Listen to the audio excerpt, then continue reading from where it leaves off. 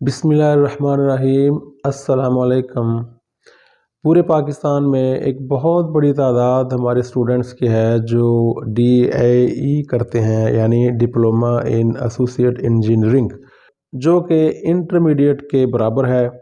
اگرچہ اس کے 3 سال ہیں لیکن یہ انٹرمیڈیٹ کے برابر ہے۔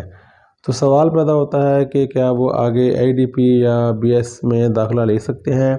وہ اسٹوڈنٹس جو ورچوئل یونیورسٹی آف پاکستان میں داخلہ لینے کے خواہش مند ہیں، کیا وہ داخلہ لے سکتے ہیں یا نہیں؟ چونکہ کامنٹس میں کچھ لوگوں نے یہ سوالات پوچھے تھے۔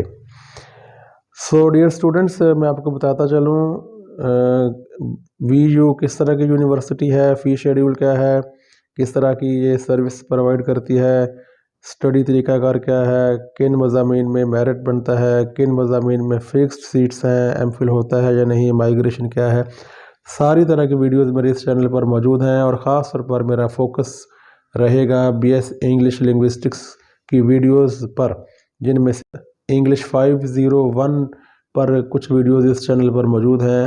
ابھی میں شروع کرنے والا ہوں انگلش 502 پر، اور اس کے علاوہ FA FSC کی انگلش پر اچھا خاصا مٹیریل اور گائیڈنس اس چینل پر موجود ہے۔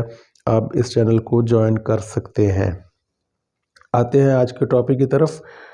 ڈیئر اسٹوڈنٹس، آپ ورچوئل یونیورسٹی آف پاکستان میں DAE کر کے، ڈپلومہ کر کے داخلہ لے سکتے ہیں۔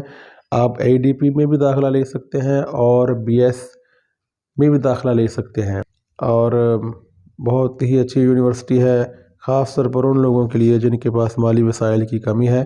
لیکن اس کے لیے یاد رہے، سیلف موٹیویٹڈ ہونا، خود اپنے مسائل کو آگے بڑھ کر حل کرنا ضروری ہے۔ آپ کے پاس ایک لیپ ٹاپ ہونا چاہیے یا اسمارٹ فون ہونا چاہیے۔ ملتے ہیں اگلی ویڈیو میں۔ اللہ حافظ۔